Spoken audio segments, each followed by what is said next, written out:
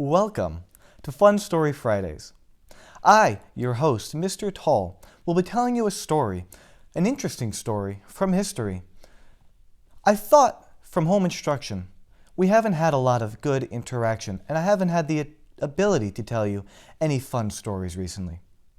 So tonight, I'd like to start out with a story of Adrian Carton de Wiart, an English war hero who gained acclaim from his exploits from the Second Boer War all the way through the Second World War.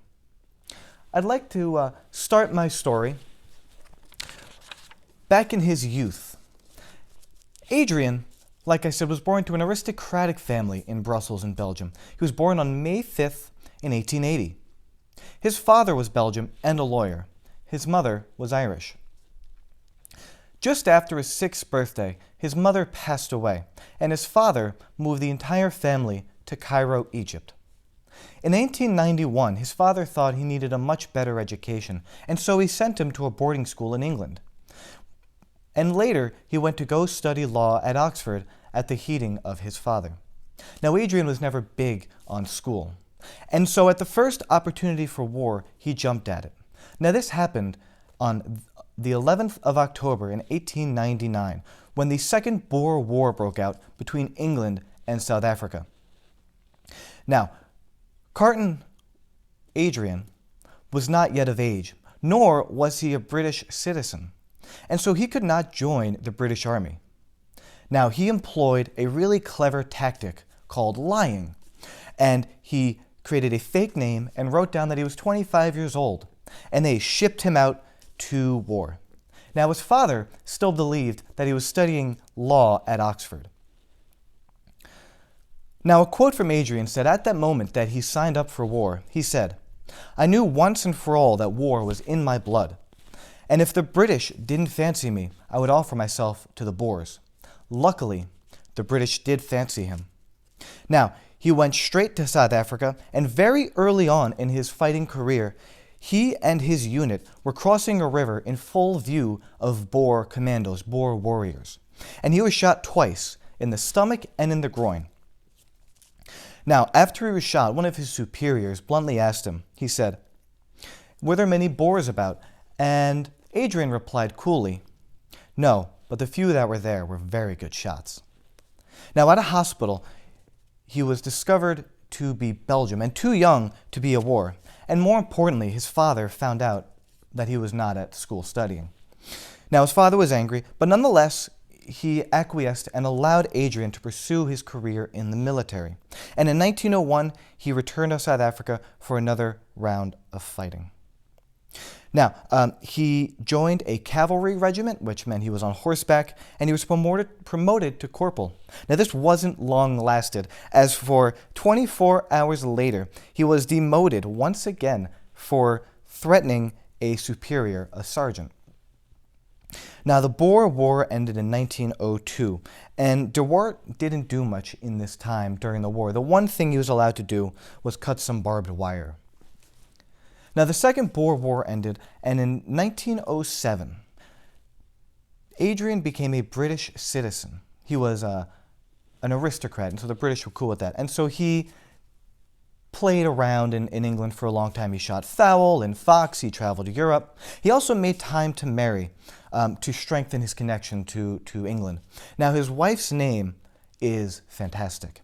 Her name is Friederike Maria Caroline Henriette Rosa Sabina Franziska Fugger von Babenhausen. Now, shortly after World War I broke out, which we should know started in 1914, and looking to get back into war as fast as possible, Adrian joined the battle effort and was quickly sent to British Somaliland, which is Somali today. And he was on the hunt for Mohammed bin Abdullah, who was colloquially known as Mad Mullah. Now, de Wiart was assigned to lead a squadron of Somali camel corps, meaning he was on camelback. And he was on the hunt for Mad Mullah. He was tasked with storming an enemy fort, and de Wiart could not resist going on the attack head first. He wanted to lead this assault. However, the enemy position was very well defended, and he was shot by the the enemy. He was shot 3 times in the face.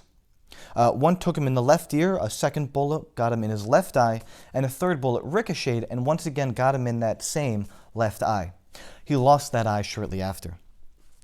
Now, de Wiart's assessment of that battle, after losing his eyeball, he said, "It had been the most exhilarating fun." Now, Lord Ismay, one of his friends, also gave insight into Carton's innate love of fighting. He said, "I honestly believe that he regarded the loss of his eye as a blessing, as it allowed him to get out of Somaliland and go to Europe, where he believed the real fighting was." So, Carton de Wiart gained a Distinguished Service Medal for his actions in Somaliland. He also gained a glass eye. However, he really wasn't fond of this glass eye, and the story goes that he flung it out the window of a taxi and instead preferred to have a black eye patch. Now, in 1915, he was fighting on the trenches of the Western Front, and during the Second Battle of Ypres, his left hand was hit by an artillery shell and was completely shattered. Now, according to his memoirs, a doctor refused to amputate them, and so he tore the fingers, 2 of his fingers, off that hand, completely off. Later that year, a surgeon completely removed the mangled hand. Now, this one-handed, one-eyed man in 1916 was undeterred and seemingly somehow unimpaired. He wasn't able to be stopped. And he went on to fight in this Battle of the Somme, the biggest and bloodiest battle from the First World War. And men recalled seeing him pulling pins out of grenades with his mouth and chucking these grenades at the enemy, which I think is a fantastic image. Later on in the First World War, he assaulted the village of La Bourgeoisie, which I'm saying terribly, in France in 1916. 3 of the commanders of the 8th Battalion were killed. Now, Carton took charge of all 3 units, and without field radios or telephones or even carrier pigeons, he managed to communicate orders to these units, and he did this by bravely running back and forth through no man's land. And they actually managed to hold back the advancing enemy through his efforts alone. For his bravery, the 36-year-old Carton was awarded the Victoria Cross, which is the highest honor you can get in England. However, in his memoir, in his autobiography, he made no mention of ever getting this Victoria Cross. And he later said that it had been won by the 8th Battalion. It wasn't him. He said every man had done as much as I had. During 3 subsequent battles, he was shot in the ankle, hip, and leg, but he soon regained full mobility and was shortly discharged from the hospital. Now, his last wound from the First World War was when he was shot in the ear. Now, despite his loss of his eye and his hand and getting shot a myriad of times, he said, "Frankly, I had enjoyed the war." Now, after the end of the First World War, he then went to war in Poland. And in 1999, during this war, he survived not 1, but 2 plane crashes, one of which resulted in a brief period of him being a POW, a prisoner of war, in Lithuania. In August of 1920, he was on an observation train, meaning he was trying to do some scouting, when he was attacked by some Cossacks, the Polish army, by Cossack cavalry. Now, these Cossacks wanted to hijack the train, and he alone, single-handedly, literally single-handedly, with his revolver, managed to fight back these Cossacks. He fell out of the train onto the track, but leapt right back onto the train and killed the rest of the Cossacks who had boarded the train. Now, after the Polish Wars had ended, he decided to stay in Poland. He said he really liked it there. And in 1923, he actually decided to retire from war. He was done. He had gotten shot too many times, lost an eye, a hand. It was done.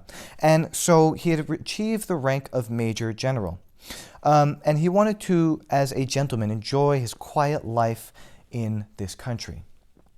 And he stayed here for 18 years until the Second World War broke out. So, De Wiart immediately enlisted in the Second World War, and in 1914 he was recalled into active service, meaning he was called to be a soldier again, an active soldier. And I should stress, in case you forgot, he is 61 years old. He is an amputee, and he is going into active service.